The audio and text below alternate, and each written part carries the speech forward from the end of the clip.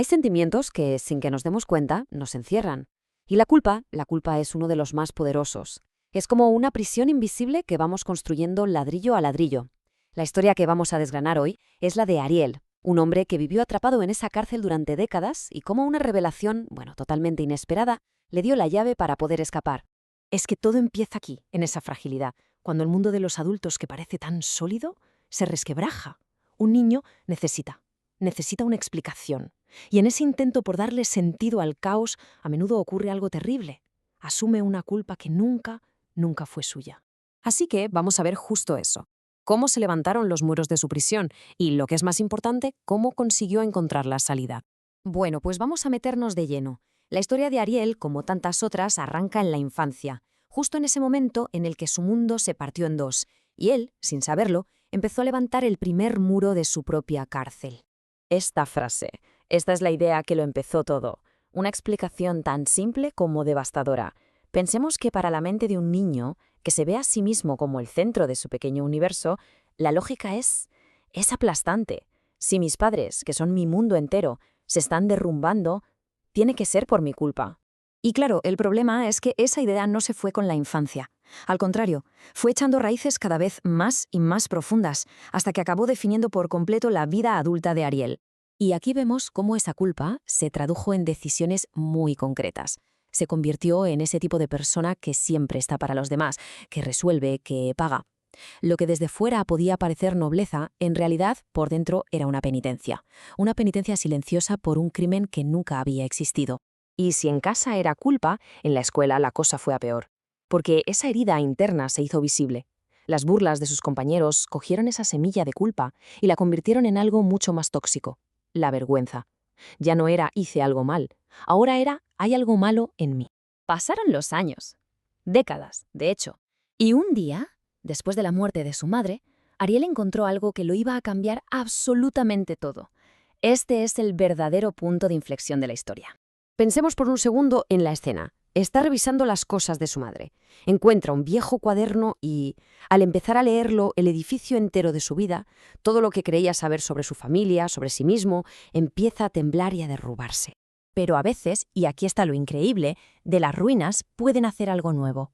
Porque ese diario no solo destruyó su pasado, también le dio por primera vez la oportunidad de construir un futuro que fuera de verdad suyo. ¿Y qué encontró en esas páginas? Pues básicamente la verdad.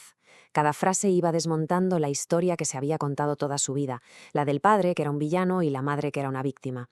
Lo que descubrió fue algo mucho más real, y también más doloroso: la caótica y humana mezcla de amor, miedo y resentimiento. La historia de Ariel es única y tremenda, pero los mecanismos psicológicos que lo atraparon son universales. Para entender de verdad cómo se liberó, primero tenemos que entender la psicología de su prisión, o sea, cómo funcionan estas cárceles de la mente. Aquí hay una distinción que es fundamental. La culpa, en principio, nos dice hice algo mal, y eso nos puede empujar a reparar. Pero la vergüenza es distinta. La vergüenza dice hay algo malo en mí, y eso nos paraliza. Ariel vivió con las dos: la culpa por creer que había roto a su familia y la vergüenza por creer que él mismo estaba roto. Y el combustible que mantuvo esa prisión funcionando durante décadas fue la rumiación, ese círculo vicioso en el que la mente repasa el dolor una y otra vez, no para sanar, sino para volver a confirmar la sentencia. Es como un motor que solo consume energía y hace la herida cada vez más profunda. Esta imagen lo explica perfectamente. Dentro de su cabeza, Ariel había montado un juicio perpetuo. Y en ese juicio él era a la vez el fiscal implacable que no paraba de acusar, el juez severísimo que siempre lo declaraba culpable y, claro, el acusado indefenso. Un proceso diario y agotador del que era imposible salir inocente. Y aquí llegamos a la clave de todo el asunto: la culpa heredada. La carga de Ariel nunca fue suya. Era una deuda emocional entre sus padres y él, que era solo un niño que quería ayudar, decidió cargar con ella y pagarla con el sacrificio de su propia vida.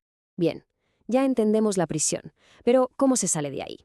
Con toda esa verdad en sus manos, Ariel por fin pudo empezar a caminar. Volvamos a su historia para ver cómo fue ese camino hacia la libertad. Cuando por fin se reencontró con su padre, pasó algo que lo cambió todo. Su padre no buscó culpables, simplemente le habló de la complejidad, del dolor y de los errores que cometen los adultos. Le mostró que no había villanos, solo personas imperfectas intentando hacerlo lo mejor que podían. Y esa confesión, para Ariel, fue el principio de la libertad. Toda su vida, Ariel había creído que su misión era sufrir para reparar el daño. Pero en ese momento entendió algo fundamental. La verdadera reparación no va de sufrir más, sino de saber soltar, de reconocer qué parte te corresponde y dejar ir, por fin, la carga que nunca fue tuya. Y esta es la gran lección de toda la historia. La liberación no llega cuando borras el pasado, eso es imposible. Llega cuando el pasado deja de tener poder sobre tu presente. La libertad no es no tener cicatrices, es que tus cicatrices ya no decidan por ti. Así que nos vamos con esta pregunta para reflexionar. ¿La culpa es una maestra o es un verdugo? La historia de Ariel nos enseña que puede ser las dos cosas. La diferencia, al final, no está en el sentimiento en sí, sino en lo que hacemos con él. Si lo usamos como una lección para aprender a vivir o si dejamos que se convierta en una condena que nos impida hacerlo.